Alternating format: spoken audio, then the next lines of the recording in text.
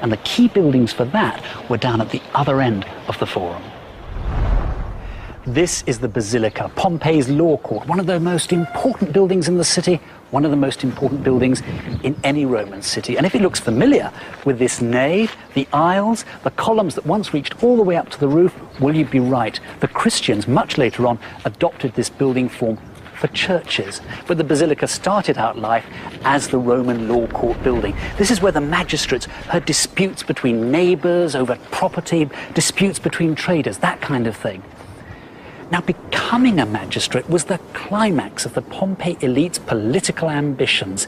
Every year on March, they'd go out, having their supporters daubing slogans over the city to slag off their opponents and say what terrific chaps they were. And it was men only, incidentally. Women couldn't hold any public office at all in Roman times. Now, electioneering seems to have been one of the most popular things in Pompeii.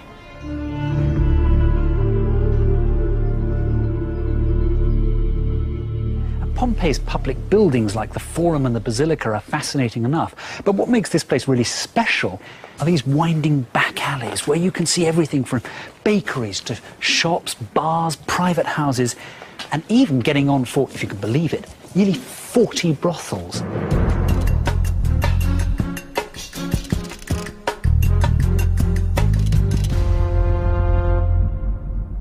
Now, the Roman Empire might have stretched all the way from northern Britain right down to the sands of Egypt, and there are great survivals throughout that area to this day. But there is nothing like Pompeii. I'm in Herculaneum, right at the other end of the site. Here, we're at the edges of the current excavation, and up there is the modern town of Herculaneum, perched on the very top of this cliff.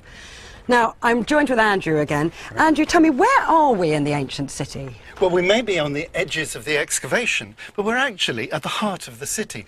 The Forum, the centre of the life of the city, is right through there. And this is a really important building we're in, the Basilica. Well, we're standing right in the Basilica here. Yeah, you can see behind us and all the way down the columns of the outer wall of the Basilica. But the inside of the Basilica is right through here. What, you mean behind here? The Basilica's all behind here, but not excavated? Only partially visible with tunnels, yes. So tell me, recap, because I know we've just heard about the Basilica in Pompeii. Yeah. But what exactly is a basilica? Well, a basilica is one of the really important civic institutions. It's where they have their law courts, and it's also a really important place for the public life, for honouring people, including Nonius Balbus, who's the guy who built this basilica, and there were statues of his family here. So tell me a little bit more about what's actually been going on here, what the team's been doing. Well, when we arrived, this whole escarpment had collapsed completely, and we've been working all around the edges of the site, trying to control this collapse, and we cleared this all away. Well, we're going to join up with Paola here, who's the architect. Hi. Paola, look, if I just rubbed past this on before, and it's volcanic material that's just falling out of my hand. It's crumbling. It's got to be dangerous, this. How have you been stabilising this area? Yeah, this is actually one of the more dangerous and very fragile excavation hedges, yeah. Yes, compared also to the other ones along the side.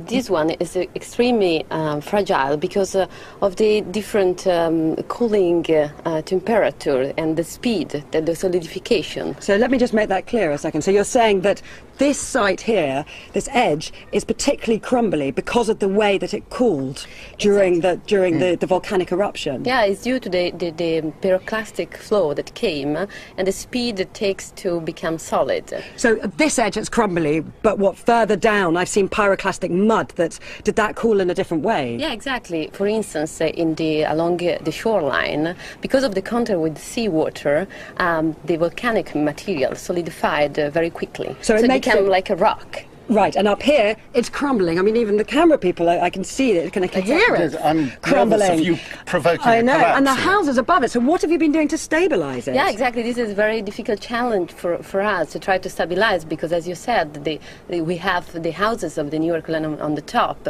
So what we try to do is to stabilize as it is and try to build walls and try to waterproof the top. Stop the water from making it worse and Exactly. become softer. Exactly. Very difficult work. This is a yes. Well, later on, we're going to go down a tunnel that I can just see over there, right through the volcanic flow and into the heart of the basilica. First, see you later.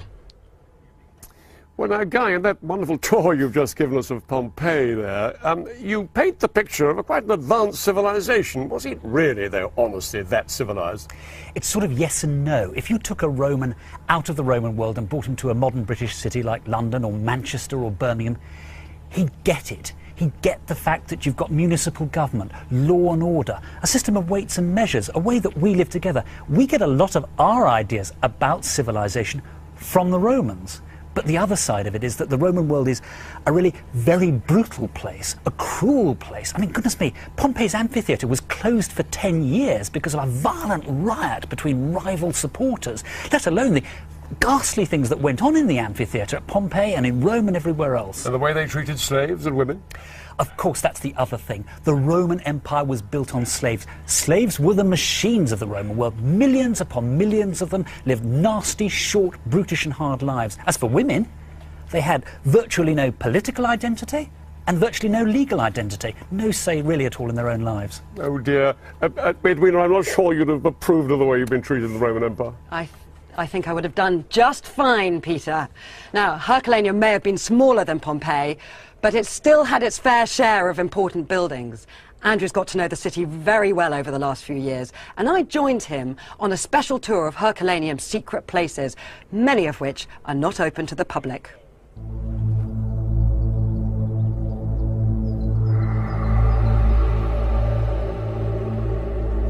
So how did Herculaneum actually compare to Pompeii? I mean, was it a big, bustling city? Oh, no, it's not big at all. It's tiny compared to Pompeii. It's maybe 4,000 inhabitants. Pompeii's got about 20,000.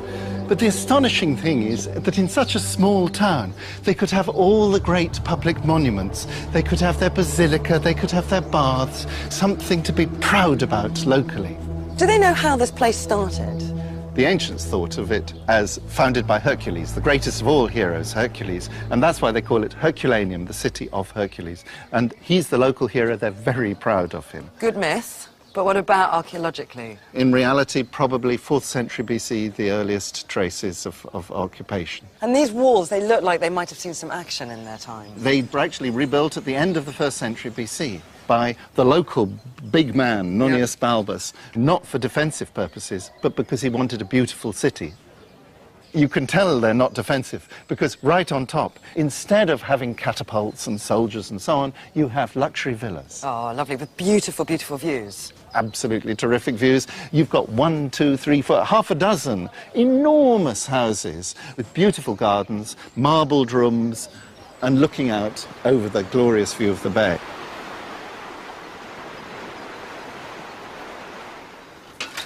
Gosh, we're pretty high up here, Andrew. We sure are. There are not many places in the Roman world where you can come up this high in a Roman apartment building. We're 2 entire stories above the shops at the ground level.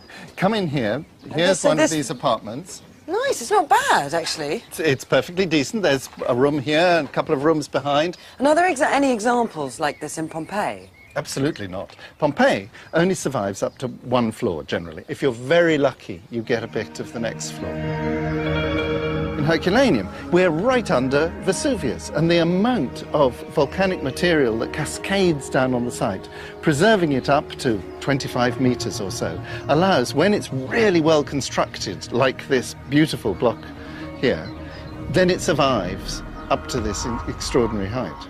It's one of the really rare possibilities in the Roman world of understanding what it was like to live on the top floor. In here we've got the suburban baths, which are absolutely the most magnificent baths surviving from the Roman world. And this is just the entrance hall, I take it? Yes, that's right. We've got this high arched structure with the light coming in from above. But it's so grand. I mean, does this mean that it was just for the rich? Absolutely not. No. Any citizen, any free person can come here and bathe together. And it's a vital part of Roman life. So would you and I be able to have come here and had a bath together? Men and women should not bathe at the same time. Sometimes they obviously did, because they kept on passing laws to say, you mustn't do it. The thing is, they bathe stark naked.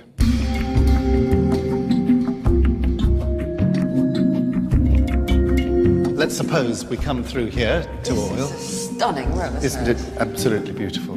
So you would oil possibly So in here? you cover yourself with olive oil, and then you get your slave to scrape you down with a bronze strigil, removing all the oil and the filth. You might need to remove some body hair. What, men? Men as Really? well as women. Frequently their leg hair, and sometimes even their underarm hair. And apparently one of the horrors of living near a bath was hearing the din, the screams made by men having their hair pulled out. Men are such cowards. We do it all the time. No, this has caught my eye as I walked in. What is this? Well, this is what originally filled the entire room. This is the volcanic material, which originally arrives in a liquid form and just squeezes like toothpaste into every single space. You can see it on the walls up there too. So it's amazing to think that this volcanic material covered the whole of Herculaneum. And that's what kept it safe, preserved for us to see now. This is a monster wall of volcanic material, isn't it? It's Yeah. massive. It's about 70, even 80 feet high. From the very lowest point is down by the ancient sea level, and the very highest point is there. Incredible. Excavating this, it's more like quarrying than excavation. I mean, how much of the site is actually excavated? Only a fraction. Up there in the far corner, you can see the corner of the forum. A forum's in the middle of a town. That means we've got about a quarter of the site. But it must be tantalising to know that there's stuff underneath. There are areas where we are desperate to get in. We're right on the corner of the forum of the basilica. We know that there are inscriptions right there on the edge of our dig. Of course we want to get into it. And some little progress can be made. But there's one thing to do that. It's another thing to expose the entire ancient city. But 2,000 years ago, people in these cities were just picking themselves up after a previous disaster. The fact is that 17 years before the eruption of Vesuvius, a huge earthquake flattened much of Pompeii and Herculaneum. But by 79 AD, these people had no idea that they were on the threshold of a much worse catastrophe.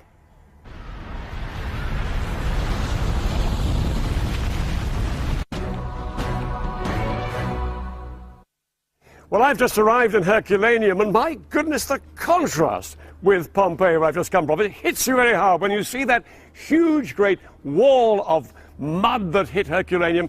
It's 20 meters high, as Edwina was describing it earlier, and what it did, of course, was it preserved this city for time immemorial. I mean, 1,700 years, there was nothing here except mud, and now look what's been exposed. This extraordinary example of Roman architecture, huge, great sea wall here, that wonderful cantilevered balcony at the top, the terrace along the top, you can just see the balustrade there, people in smart villas looking over the sea. So, Roman architecture, extraordinary. But the Romans also were superlative engineers. Take their aqueducts, for example. Now, the Aqua Augusta, which poured water, fresh water, down from the mountains in the centre of Italy into these cities, that was a wonderful feat of engineering. Not just an icon of civilization, Roman civilization, but a sensational example of what they could do in engineering terms, as Guy reports.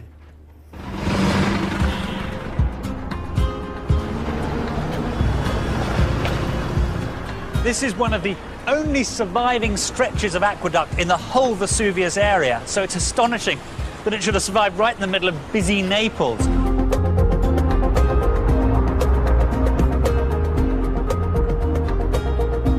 And it's pretty much what anybody would imagine a Roman aqueduct to have looked like, an arcade of arches with a water channel running across the top. But the reality is that the Romans only used this type of structure to carry water across low-lying areas like valleys. Most aqueducts were in fact buried channels. There's more than 100 miles of aqueduct in the Vesuvius area. This is part of the Aqua Augusta, which fed Pompeii and Herculaneum. It was built by the Emperor Augustus about 80 years before the eruption of Vesuvius. An awful lot of it are these underground tunnels with vaulted roof, and down here hydraulic concrete, and water flowed along the bottom. The idea of the height was so that a man could come down here and inspect for blockages and damage. It really is the most extraordinary example of the Roman genius at managing water, because they had to maintain that steady gradient from an inland source so the water would flow safely and reliably and at not too high a pressure down to the cities of the Bay of Naples area. This